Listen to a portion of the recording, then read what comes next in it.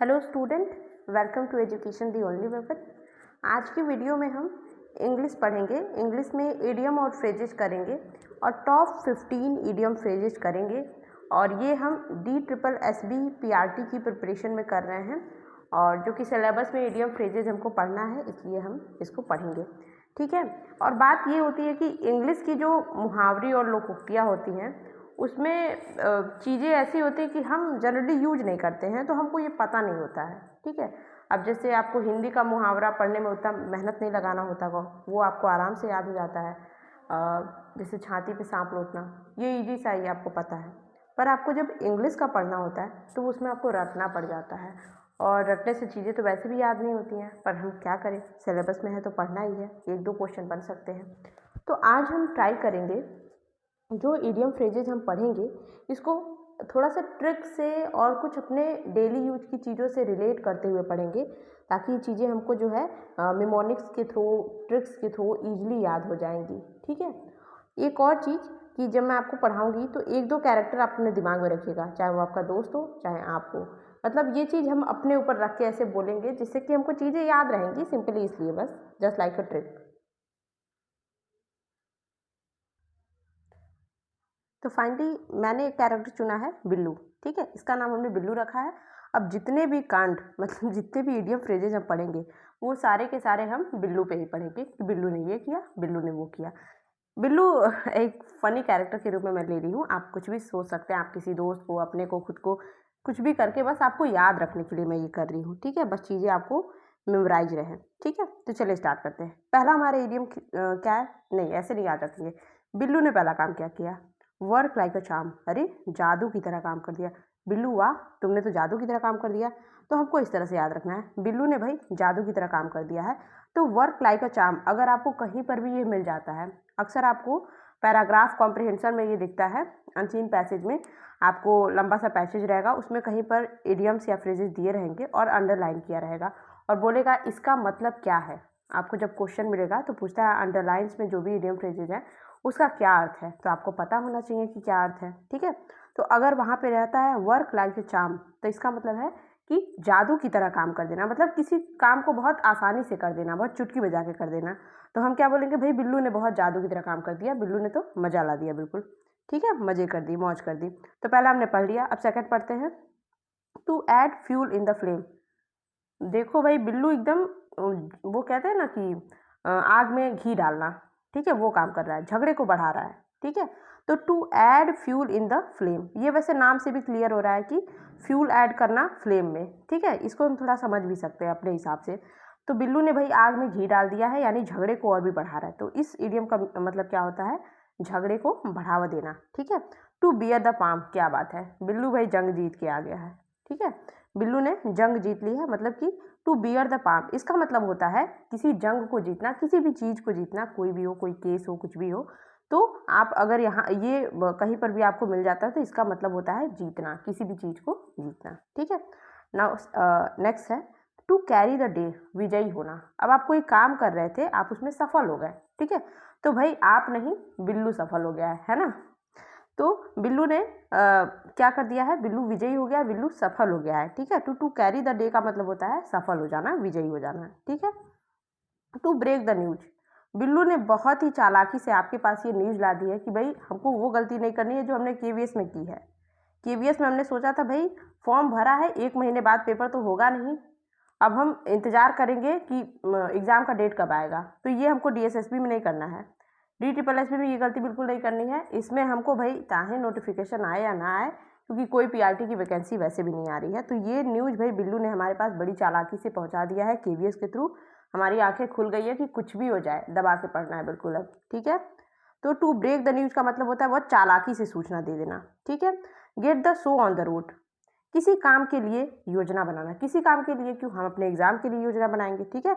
तो बिल्लू ने बोल दिया भाई एग्जाम का योजना बनाओ, एग्जाम की प्लानिंग करो, अब बिल्कुल लग जाओ। ठीक है। तो gate the show on the road का मतलब होता है किसी भी काम के लिए प्लानिंग बनाना। अब देखिए ये पढ़ने से आपको कहीं से भी नहीं लग रहा है भाई gate the show on the road, हम तो ऐसे अर्थ निकालने लगे तो लगेगा अरे रोड पे शो निकल रहा है ऐसा लगेगा, क्योंकि इंग्लिश में यही होता है, चीज़ें हमें समझ में नहीं आती है जब तक ना पढ़ा गया हो। ठीक है। तो gate the show on the road का मतलब है किसी भी काम के लिए योजना बनाना। अब आप क्या बोलोगे, आप 3-4 बार ये बोलो, I use the get the show on the road. Get the show on the road का मतलब है कि मैंने भाई अपने एग्जाम के लिए क्या कर लिया है, प्लानिंग कर लिया है, ठीक है, आई यूज टू डू इट। अब हम अगला देखते हैं, मीन बिजनेस, अपने इरादे को लेकर गंभीर होना। चाहे आप घर के काम में कितने भी बिजी रहें, आप अपने दिमाग में अपने एग्ज़ाम को एकदम फीड कर लिए हैं और सोच रहे हैं कि जैसे भी मुझे अपने काम से फुर्सत मिलता है मैं अपने एग्ज़ाम में लग जाऊंगा, अपनी पढ़ाई तैयार करने लगूंगा, मैं अपनी पढ़ाई करने लगूंगा। तो इसको आपको रखना है कि भाई मेरा मेन बिजनेस इस वक्त मेरा एग्ज़ाम है, ठीक है। तो बिल्लू ने बोल दिया है कि मेन बिजनेस आपका क्या होना चाहिए, एग्ज़ाम होना चाहिए, ठीक है। ओके, हमने 7 इडियम देख लिए हैं। अब अगला देखते हैं, सेल थ्रू समथिंग, मतलब बिना किसी कठिनाई के सफल हो जाना, ठीक है। बिल्लू बोल रहा है कि भाई पहले की जो एग्ज़ाम हो रहे थे, पहले के तो यूपी टेट पास करके भाई एग्ज़ाम हो जा रहा था, उनको तो सुपर टेट भी नहीं देना हो रहा था, वो तो भाई सेल थ्रू समथिंग कर गए, उनको तो कुछ भी करना नहीं हुआ, उनको नौकरी लग गई। हमारी तो भाई बैंड बजी पड़ी है, ठीक है। तो इससे हम याद रखेंगे, it is don't take it serious, बस मैं फ़न के लिए कर रही हूँ ताकि आपको चीज़ें बस याद रहें, मेमोराइज रहें बस आपको, ठीक है। नेक्स्ट करते हैं, ब्लैक एंड ब्लू, मतलब कि बिल्लू को हमने धो दिया है, बहुत ज़्यादा बोल रहा था बुरी तरह मार खाया हुआ, मतलब कि बुरी तरह से मार खा गया है बिल्लू, उसको बहुत पिटाई हुई है उसकी। Black and blue, black and blue हो गया है, घाव नीले काले पड़ गए उसके, ठीक है। तो ब्लैक एंड ब्लू का मतलब होता है बुरी तरह से मार खाया हुआ, और केवल ये मारने वाला चीज़ नहीं हो जाएगा, जैसे हम बोलते हैं ना किसी काम में बुरी तरह से मात खा गया है, वो हार गया है, सीधी सी बात, तो इसका अर्थ हम हारने के सेंस में भी ले सकते हैं, ठीक है। ब्लू ब्लड, क्या बात है बिल्लू, तुम तो एकदम नवाबी हो गए। अब हम बोलेंगे बिल्लू एकदम शाही लग रहा है, बिल्कुल शाही खानदानी लग रहा है, ठीक है। तो ब्लू ब्लड का मतलब ये होता है कि हम ऐसे बोलते हैं कि तुम तो बिल्कुल शाही लग रहे हो, तुम्हारे ये तरीके बड़े नवाबी लग रहे हैं, तुम बड़े खानदानी लग रहे हो, इस टाइप की चीज़ें होती है ना, बोलते हैं। तो ब्लू ब्लड का मतलब वही होता है, ठीक है। अच्छा, बी एबव बोल्ड, मतलब ईमानदार। अब ये तो बिल्कुल कतई सहन शक्ति के ऊपर है कि बिल्लू ईमानदार हो गया है, ठीक है। तो बिल्लू भाई बी एबव बोल्ड हो गया है, एकदम ईमानदार, एकदम अपने काम को लेके कर्तव्यनिष्ठ हो गया है। तो इसका मतलब होता है बहुत ज़्यादा ऑनेस्ट हो जाना, ठीक है। आपकी ऑनेस्टी को शो करता है ये मुहावरा, ठीक। अच्छा, be bouncing off the wall, मतलब कि बिल्लू भाई एक्साइटेड हो गया क्योंकि उसकी हमने पिटाई कर दी है, ठीक है। तो बिल्लू से हमको याद ही रखना है, बिल्लू बिल्लू बिल्लू। तो be bouncing off the wall, मतलब बिल्लू की एकदम एक्साइटिंग के बारे, वो गुस्से में आ गया है कि एकदम उत्तेजित अवस्था में है, ठीक है। Be bouncing off the wall का मतलब होता है एक्साइटेड स्टेज में आना, ठीक। तो इसका अर्थ क्या हो गया, ये एक्साइटिंग स्काइटिंग सॉरी उत्तेजित अवस्था, ठीक है। Bow and scrap, bow and scrap का मतलब होता है कि बिल्लू बहुत, जो कहते हैं ना कि मक्खन लगा के बात करना, वो कर रहा है, मतलब एकदम झूठा मूठा पोलाइट बिहेवियर आपको शो करता है जो इंसान, उसके लिए हम बोलते हैं बो एंड स्क्रैप, ठीक है। तो आप ऐसे भी याद रखिएगा कि कोई आपके सामने बहुत मक्खन लगा के बात करता है, आपका कोई दोस्त, कह अरे तुम्हारा नहीं हुआ, मेरा भी नहीं हुआ, मैं भी बहुत दुखी हूँ, मैं तो पढ़ ही नहीं रहा हूँ, ये एकदम गलती है भाई, वो नहीं पढ़ रहा है ये गलत है, वो पढ़ रहा है आपको बोल रहा है नहीं पढ़ रहे आप, ठीक है। तो बो एंड स्क्रैप का मतलब है कोई मक्खन लगा के बात कर रहा है, कोई झूठी मूठी विनम्रता दिखा के आपके सामने व्यवहार कर रहा है, बात कर रहा है, ठीक है। बिल्लू बिल्कुल बो एंड स्क्रैपिंग कर रहा है, ठीक है। Brass making sorry brass monkey weather, इसका मतलब होता है कि बहुत ठंडा मौसम, ठीक है। मतलब कि बहुत ज़्यादा ऐसा, अब इसको आपको पढ़ने से आपको कहीं से भी नहीं लग रहा है कि भाई कोल्ड नाम की चीज़ तो यहाँ पे है ही नहीं कहीं, ठीक है। तो ब्रास मैंकिंग वेदर का मतलब होता है बहुत सर्द मौसम है, बहुत ज़्यादा ठंड है, बर्फ़बारी हो रही है, इस टाइप की चीज़ें हैं, और बिल्लू कांप गया है उसमें, ठीक है। तो बहुत ठंडे मौसम के लिए हम ये यूज करते हैं। शायद मेरी स्पेलिंग यहाँ पे मिस्टेक है, मैं आपको कमेंट सेक्शन में ये पिन कर दूंगी, अगर ये गलत होगा तो भी, सही होगा तो भी, ठीक है।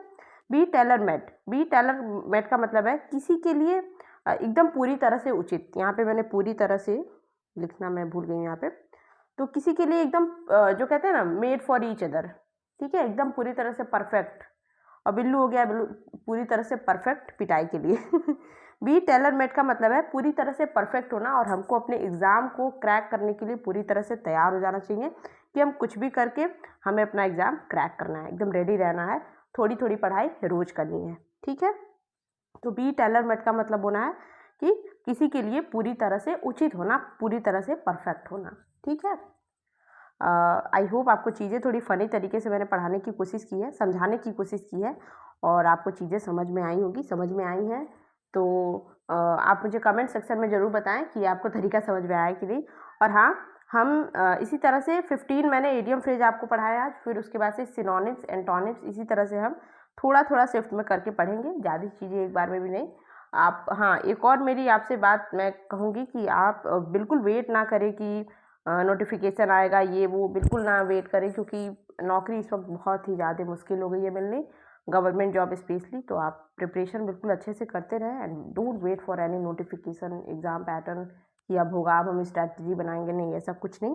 15-20 आप कम से कम जो एंटोनिम्स सिनोनिम्स इडियम फ्रेज ये सारी चीज़ें, वन वर्ड सब्स्टिट्यूशन, ये सब तो हम रोज़ रोज़ थोड़ा थोड़ा करेंगे और आपको रोज़ रोज़, और ये सारा आपको नोट बना लेना है, ठीक है, नोट बना लेना है, लिख लेना है और उसको देखते रहना है। शाम को आप जब भी सोने जाए तो इसको एक बार देख के सोएं कि मैंने क्या क्या पढ़ा है पूरे दिन में, ठीक है। अगर आपको वीडियो अच्छी लगी है, एकदम अच्छी लगी है, तो प्लीज़ लाइक करें, चैनल को सब्सक्राइब करें और बेल नोटिफिकेशन को भी ज़रूर ऑन कर दें। पढ़ाई करते रहें। Best of luck. Thank you.